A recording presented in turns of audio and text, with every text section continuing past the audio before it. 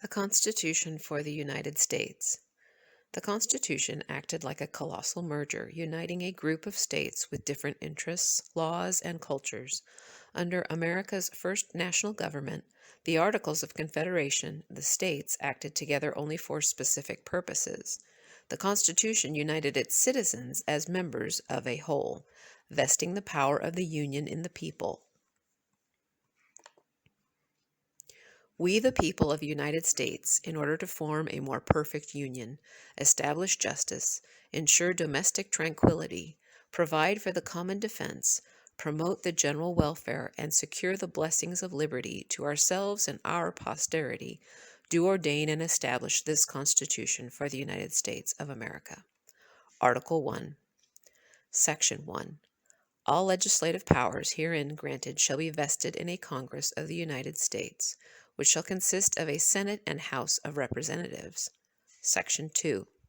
The House of Representatives shall be composed of members chosen every second year by the people of the several states, and the electors in each state shall have the qualifications requisite for electors of the most numerous branch of the state legislature. No person shall be a representative who shall not have attained the age of 25 years and been 7 years a citizen of the United States, and who shall not, when elected, be an inhabitant of that state in which he shall be chosen. Representatives and direct taxes shall be apportioned among the several states, which may be included within this Union, according to their respective numbers, which shall be determined by adding to the whole number of free persons, including those bound to service for a term of years, and excluding Indians not taxed, 3/5 of all other persons. The actual enumeration shall be made within 3 years after the first meeting of the Congress of the United States, and within every subsequent term of 10 years, in such manner as they shall by direct law. The number of representatives shall not exceed 1 for every 30,000, but each state shall have at least 1 representative. Until such enumeration shall be made, the state of New Hampshire shall be entitled to choose 3, Massachusetts 8, Rhode Island and Providence Plantations 1, Connecticut 5, New York 6, New Jersey 4, Pennsylvania 8, Delaware 1, Maryland 6, Virginia 10, North Carolina 5, South Carolina 5, and Georgia 3. When vacancies happen in the representation of any state, the executive authority thereof shall issue writs of election to fill such vacancies. The House of Representatives shall choose their Speaker and other officers, and shall have the sole power of impeachment. Section 3. The Senate of the United States shall be composed of 2 senators from each state, chosen by the legislature thereof, for 6 years, and each senator shall have 1 vote. Immediately after they shall be assembled in consequence of the first election, they shall be divided but as equally as may be into 3 classes. The seats of the senators of the first class shall be vacated at the expiration of the second year, of the second class at the expiration of the 4th year, and of the third class at the expiration of the 6th year, so that 1/3 may be chosen every second year. And if vacancies happen by resignation or otherwise during the recess of the legislature of any state, the executive thereof may make temporary appointments until the next meeting of the legislature, which shall then fill such vacancies. No person shall be a senator who shall not have attained to the age of 30 years, and been 9 years a citizen of the United States, and who shall not, when elected, be an inhabitant of that state for which he shall be chosen. The Vice President of the United States shall be President of the Senate, but shall have no vote unless they be equally divided. The Senate shall choose their other officers and also a President pro tempore in the absence of the Vice President, or when he shall exercise the office of President of the United States. The Senate shall have the sole power to try all impeachments. When sitting for that purpose, they shall be on oath or affirmation.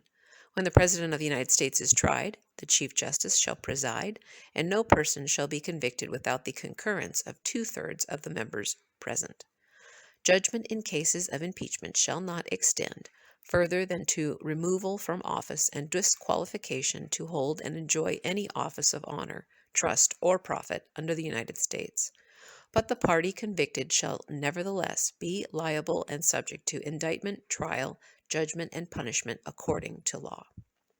Section 4.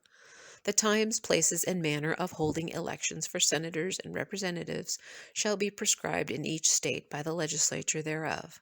But the Congress may at any time, by law, make or alter such regulations, except as to the places of choosing senators.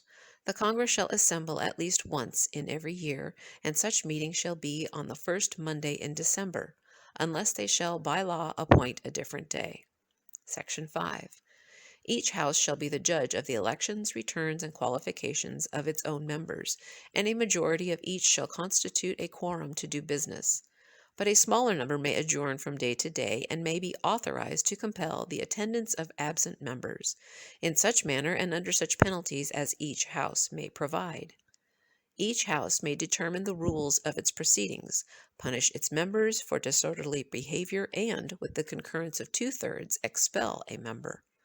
Each house shall keep a journal of its proceedings, and from time to time publish the same, exempting such parts as may in their judgment require secrecy, and the yeas and the nays of the members of either house on any question shall, at the desire of 1/5 of those present, be entered on the journal.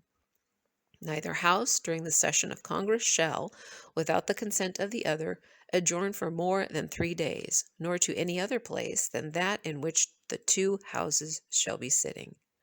Section 6.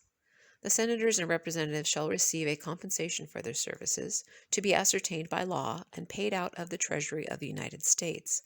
They shall in all cases, except treason, felony, and breach of the peace, be privileged from arrest during their attendance at the session of their respective houses, and in going to and returning from the same, and for any speech or debate in either house, they shall not be questioned in any other place.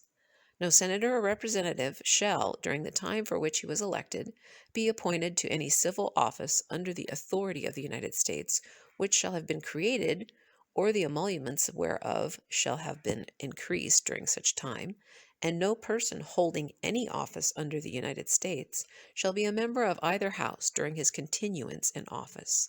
Section 7. All bills for raising revenue shall originate in the House of Representatives, but the Senate may propose or concur with amendments as on other bills.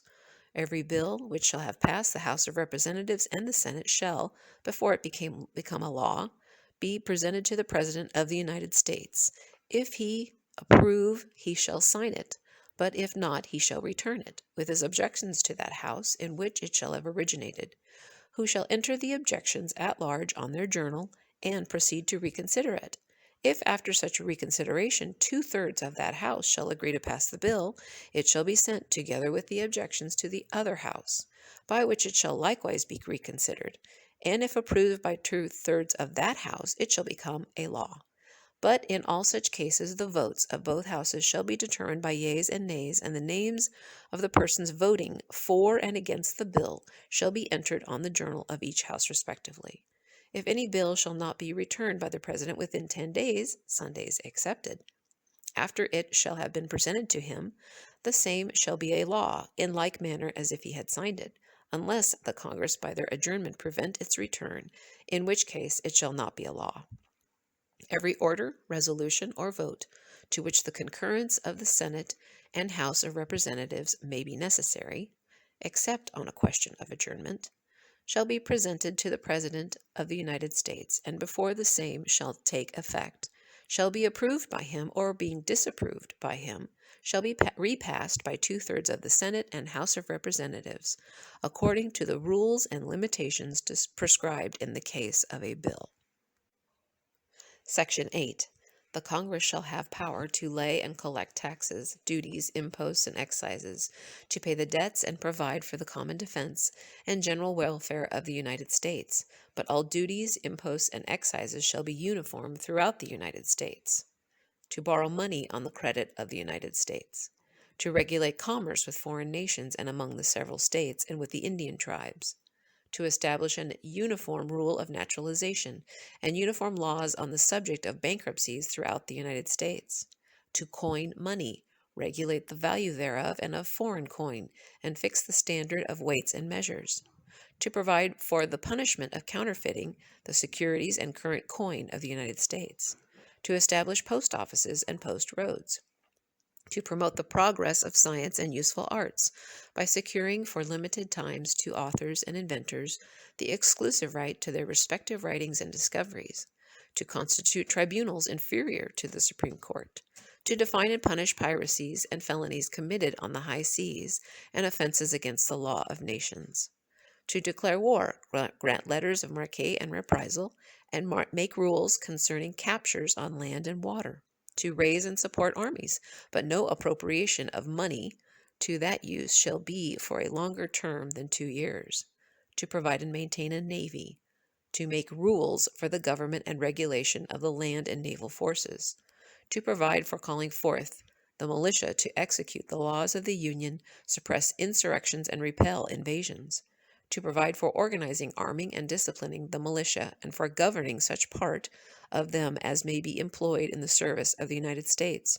reserving to the states respectively the appointment of the officers and the authority of training the militia according to the discipline prescribed by Congress, to exercise exclusive legislation in all cases whatsoever over such district, not exceeding 10 miles square, as may, by cession of particular states, and the acceptance of Congress, become the seat of the government of the United States, and to exercise like authority over all places purchased by the consent of the legislature of the state in which the same shall be for the erection of forts, magazines, arsenals, dockyards, and other needful buildings, and to make all laws which shall be necessary and proper for carrying into execution the foregoing powers and all other powers vested by this Constitution in the government of the United States, or in any department or officer thereof. Section 9. The migration or importation of such persons as any of the states now existing shall think proper to admit shall not be prohibited by the Congress prior to the year 1808, but a tax or duty may be imposed on such importation, not exceeding $10 for each person. The privilege of the writ of habeas corpus shall not be suspended unless when in cases of rebellion or invasion the public safety may require it. No bill of attainder or ex post facto law shall be passed. No capitation or other direct tax shall be laid, unless in proportion to the census or enumeration herein before directed to be taken. No tax or duty shall be laid on articles exported from any state. No preference shall be given by any regulation of commerce or revenue to the ports of one state over those of another, nor shall vessels bound to or from one state be obliged to enter, clear, or pay duties in another. No money shall be drawn from the Treasury, but in consequence of appropriations made by law, and a regular statement and account of the receipts and expenditures of all public money shall be published from time to time. No title of nobility shall be granted by the United States, and no person holding any office of profit or trust under them shall, without the consent of the Congress, accept any present, emolument, office, or title of any kind whatever from any king, prince, or sovereign state. Section 10. No state shall enter into any treaty, alliance, or confederation, grant letters of marque and reprisal, coin money, emit bills of credit, make anything but gold and silver coin a tender in payment of debts, pass any bill of attainder, ex post facto law, or law impairing the obligation of contracts, or grant any title of nobility. No state shall, without the consent of the Congress, lay any imposts or duties on imports or exports, except what may be absolutely necessary for executing its inspections laws. And the net produce of all duties and imposts laid by any state on imports or exports shall be for the use of the Treasury of the United States, and all such laws shall be subject to the revision and control of the Congress. No state shall, without the consent of Congress, lay any duty of tonnage, keep troops or ships of war in time of peace, enter into any agreement or compact with any state, or with a foreign power, or engage in war unless actually invaded, or in such imminent danger as will not admit of delay.